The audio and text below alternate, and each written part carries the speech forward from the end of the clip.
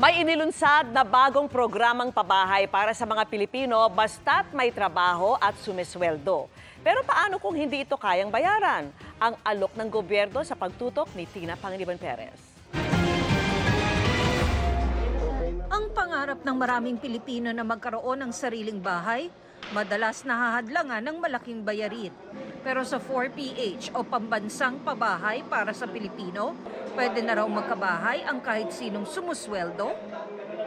Kasama sa programa ang tinatayong mga building sa San Mateo, Rizal na ininspeksyon ni House Speaker Martin Romualdez kasamang ilang kongresista, mga opisyal sa ehekutibo at lokal na pamahalaan ng San Mateo. Magka-partner ang DSUD at San Mateo LGU sa proyekto. May iba ring itinatayo na sa iba't ibang lugar sa bansa. Para maging benepisaryo, kailangan makipag-coordinate sa LGU at sabihin ang pangalan at trabaho. Kahit daw informal settler families o ISF, pwedeng sumali. Halo to, basta may trabaho, may bahay. Lalo na po doon sa mga ISF, yung mga walang bahay, alam natin, yun ang talagang walang pag-asa magkabahay. Number one, beneficiary sila dito. Kaya itong programa to ay nakatuon para sa lahat, para sa mahihirap. So, ibig sabihin, lahat qualified. Basta may trabaho. Kasi kailan magbayad eh. Hindi libre ang pabahay. Babayaran ito ng benepisaryo sa pamamagitan ng pautang sa bangko. Paano kung hindi naman kasyang paghulog ang kinikita? Ipinasa ng DSUD sa Kongreso ang pagbabayad sa interes sa pautang. Anong ginawa ng gobyerno?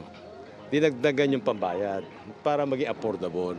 Bababa ang monthly amortization. Pag bababa ang monthly amortization, yung mahihirap kaya na magbayad.